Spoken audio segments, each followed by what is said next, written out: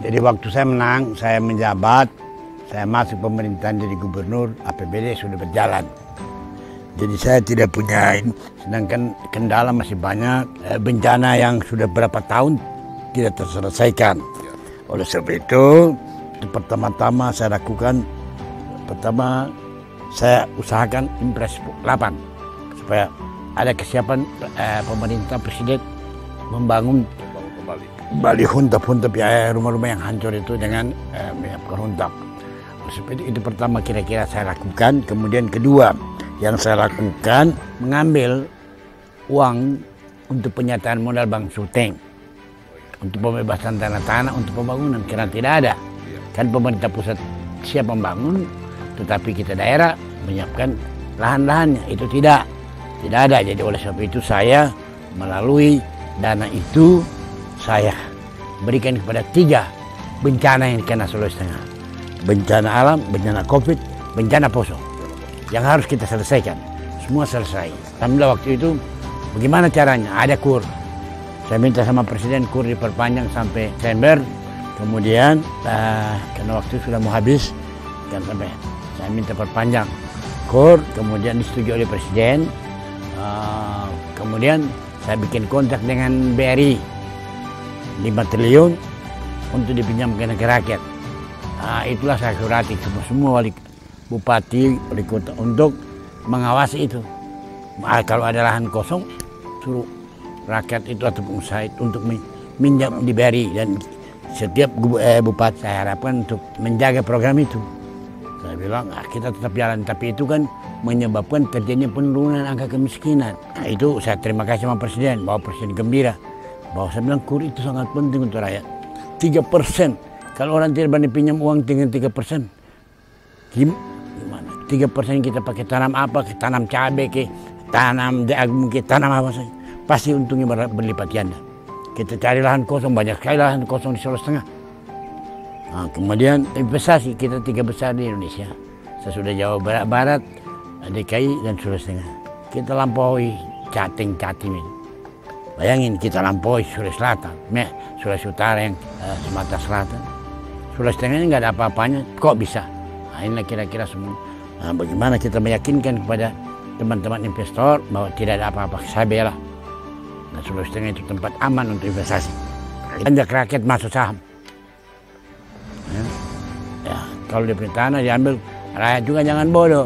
Tanahmu diambil, ya bayar sedikit, tapi kau masuk saham minta saham di dalam, gitu.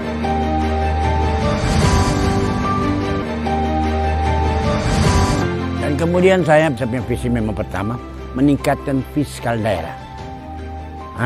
Jadi saya berjuang bagaimana PAD Sulawesi Tengah itu meningkat, sehingga APBD kita meningkat. Sampai sekarang mungkin 2 triliun. Jadi hampir 100% naik, yang lebih. Kenaikan 100% lebih. Dari 9 miliar, 900 miliar menjadi 2 triliun. Jadi itu kira-kira yang kita punya yang bisa kita lakukan sementara ini. Sambil berjuang menurunkan stunting, kemiskinan. Itu jalan kita tender multi years, itu kurang lebih 500 miliar. Dapat toli-toli dapat, Luk dapat, Bangkep dapat, Sigi dapat, sama Morowali Utara. Di kawan pangan kita persiapkan. Itu nanti tanam jagung, tanam cabai, saya harapkan tanam tomat, tanam durian. Dan Palu oleh Menteri Pertanian dicanangkan sebagai tanaman untuk anggur. Kita Sulawesi Tengah mengambil anggur sama durian menjadi dia punya hortikultura. Pertama kita coba menghargai kita punya peradaban masa lalu untuk memberikan motivasi kepada kita bahwa kita itu orang moyang kita punya peradaban yang sudah tinggi saat itu. Jadi itu salah satu. Kemudian saya sengaja itu supaya saya punya alasan untuk membuat jalan ke sana. Dan kemarin saya minta sama Menteri PU langsung direspon, dia suruh perintahkan Dirjen Bina Marga dan Kepala PU saya kenal dia langsung. Dan kemarin saya paling puas kenapa? Saya ketemu Menteri Keuangan bicarakan sisa kurang bayar itu. Menteri Keuangan bilang bikin surat. Saya bikin surat. Nah ini kira-kira semuanya kita harus berani. Pak Jokowi aja saya berani. Saya tidak siapa-siapa sih. Ini kita harus mempersiapkan Sulawesi Tengah ini untuk sebagai daerah penunjang IKN. Ini kita harapkan sehingga kita bisa dapatkan Pepres untuk bahwa Kalau membangun IKN berarti harus mempersiapkan daerah itu. Ya, kita siapkanlah. Kita ini yang paling dekat. Ini kira-kira semuanya perjuangan kita. Kita berjuang bahwa kita bisa.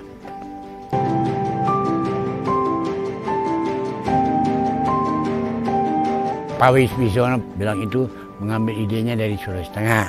Sehingga mereka semua petinggi-petinggi HAM, petinggi-petinggi datang Sulawesi Tengah, saya merasa bangga bahwa ikut memikirkan tentang program bagaimana menyelesaikan masalah HAM non-judisial. Itu kira-kira, dan itu keluar impres oleh Jokowi. Jokowi berani, walaupun harus menerima resiko. Dari waktu Pak SBY tidak berani mengeluarkan itu, tapi Pak Jokowi berani, dan itulah berhasil kita memperjuangkan saudara-saudara kita yang memang, tapi dia punya hak asasi manusia. Ke depan ada program pemerintah, bagaimana kita meningkatkan SDM rakyat di desa-desa itu. Ya, itu dengan digitalisasi.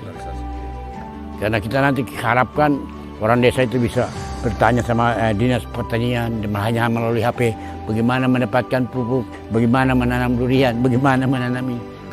Nelayan tanya sama perikanan di mana, bagaimana ini.